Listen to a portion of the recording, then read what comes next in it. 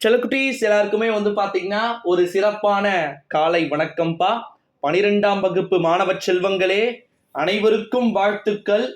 நம்முடைய ஒட்டுமொத்த தமிழகத்திலுமே நாளை 9 லட்சத்திற்கும் மேலான மாணவ மாணவியர்கள் பாத்தீங்கன்னா தேர்வுகளை எழுதுகிறார்கள். அவர்களுக்கு முழுமையான வாழ்த்துக்கள். அனைவரும் தேர்ச்சி நிச்சயமாக அடைவீர்கள் என்ற ஒரு பாசிட்டிவ் வைப்போட இந்த வீடியோவை ஸ்டார்ட் பண்ணலாம். ஸ்வீட் எடு கொண்டாடு அப்படின்னு சொல்லக்கூடிய வகையில் நாளைக்கு கொஸ்டின் பேப்பரை பார்த்த உடனே உங்களுடைய மைண்ட் செட் அப்படிதான் இருக்க போகுது. ஏற்கனவே நம்ம 3 சுற்றுக்களா 12ஆம் வகுப்பு மாணவ செல்வங்களுக்கு எதை படிக்க வேண்டும், எதை படிக்க கூடாது, எதை எப்படி எழுதணும் டீட்டெயில் இருக்கா. குறிப்பு சட்டகம் போடுங்க, ஒரு பெரிய பாக்ஸ் போடுங்க. பாக்ஸ் போட்டுட்டு குறிப்பு சட்டகம் எழுதி ஒரு 4-5 இன்ச் ஸ்டார் போட்டு எழுதுங்க.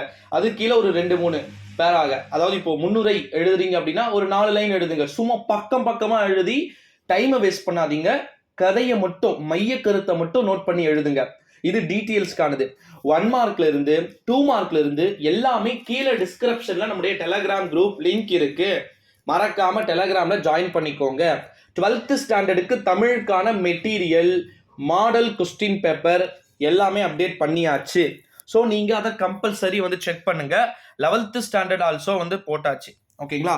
நாளை நடைபெற போகின்ற மொழி பாடம், அதாவது தமிழுக்கான அந்த பொது தேர்வுல நிச்சயமா பல்வேறு விதமான வினாக்கள் புக் பேக்ல இருந்தே கேட்கறதுக்கு சான்சஸ் இருக்கு. சில குட்டீஸ், ப்ரோ சத்தியமா புக் பேக்ல இருந்தே கொஸ்டின்ஸ் கேட்டுருவாங்களா அப்படின்னு கேட்டீங்கன்னா 100% ஷியோரா சொல்லலாம். புக் பேக்ல இருந்து மட்டும்தான் வினாக்கள் பாத்தீங்கன்னா வரப்போகுது. ஸோ அதனால நீங்க அதை பெருசா வரி பண்ணிக்க வேண்டிய அவசியம் கிடையாது அப்படின்னு சொல்லலாம்.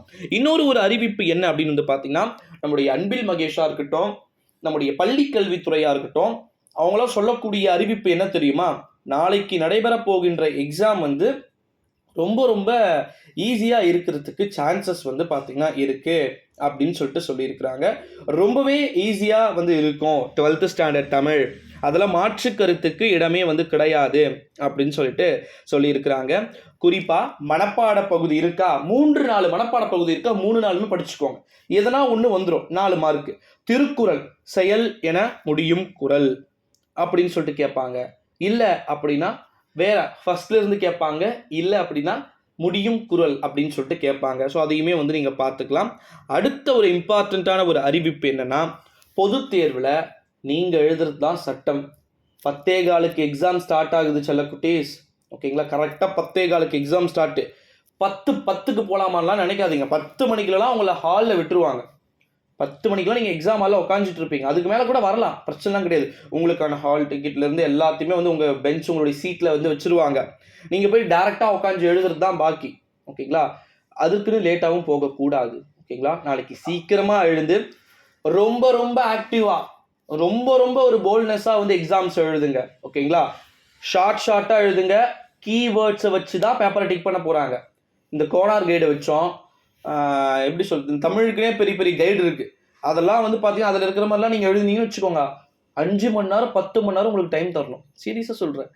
கொடுக்க போகிற 30 பேப்பரை இல்லாமல் எக்ஸ்ட்ரா 2 புக்லெட் ஷீட்ஸ் வாங்கிக்கோங்க. வாங்கிட்டு எழுதுங்க. கடைசி நேரத்தில் ஷீட் வாங்கி அதை அட்டாச் பண்ணுறது அதுவும் ஒரு சிக்கல். பின் பண்ணுறது, இந்த நூல் மெர்ஜ் பண்ணி பண்ணுறது எல்லாத்தையும் முன்னாடியே முடிச்சுட்டு அதுக்கப்புறம் எண்டிங் பேப்பர்லாம் எழுதுங்க. முடிச்சுட்டு இது என்னால் அடிக்கப்பட்டது அப்படின்னு ஒரு அடிக்கோடு இடுங்க. இதெல்லாம் ஒரு கீவேர்ட்ஸாக வச்சுக்கணும். ஓகேங்களா?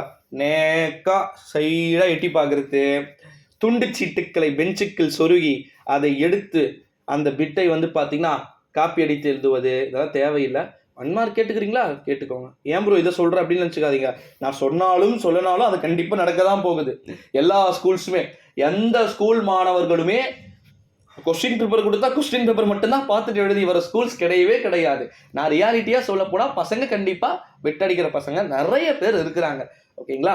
ஸோ பண்ணாலும் கரெக்டாக பண்ணுங்க. ஓகேங்களா? நம்மளால முடியாதது எதுவுமே கிடையாது. 27 மார்க்கா நம்ம லைஃபா அதுதான் அப்படின்னு பார்த்தா 27 மார்க்லாம் ஒரே ஒரு மார்க் கூட கிடையாது. மனப்பாடம் 1 மார்க்கு, 2 மார்க்கு முடிஞ்சிச்சு, அவ்வளோதான். 1 மார்க்கே 15, மனப்பாடம் ஒரு 5, 20, திருக்குறளோடு சேர்த்துக்கோங்க, ஒரு 22 கிட்ட வந்துடும். 2 மார்க்கு ஃபினிஷ்டு. 30 மார்க் எடுத்தா பாஸ். இப்படி பிளான் பண்ணுங்க. பாஸ் ஆகிற ஸ்டூடெண்ட்ஸ்க்கான இந்த வீடியோ. சென்டம் எடுக்கணும் ப்ரோ, நான் இன்னும் எக்ஸ்ட்ரா எடுக்கணும்னா நெக்ஸ்ட் வீடியோ ஆன் த வே. இன்னைக்கு ஃபுல்லாக நம்ம போட்டுக்கிட்டே தான் இருக்க போகிறோம். ஓகேங்களா? ஸோ அது மட்டும் இல்லாமல் நாளைக்கு மதியானம் ஆன்சர் கீ நம்ம சேனல்ல இருந்து தான் ஃபஸ்ட்டு வரும். எப்போ எங்கே எப்படி வரும்லாம் தெரியாது, நம்மளுக்கு தான் வரும். ஓகேங்களா? ஸோ வெளியே வந்தோடனே சர்ச் பண்ணுங்க Yuvraj mass media 12th Tamil answer key 2024 அப்படின்னு போடுங்க. ஃபஸ்ட்டு நம்ம தான் வரும். ஓகேங்களா? டேரெக்டாக டெலே வந்துருங்க, அதில் ஆன்சர் கீ இருக்கும். ஓகேங்களா செல்ல குட்டீஸ்? நன்றி.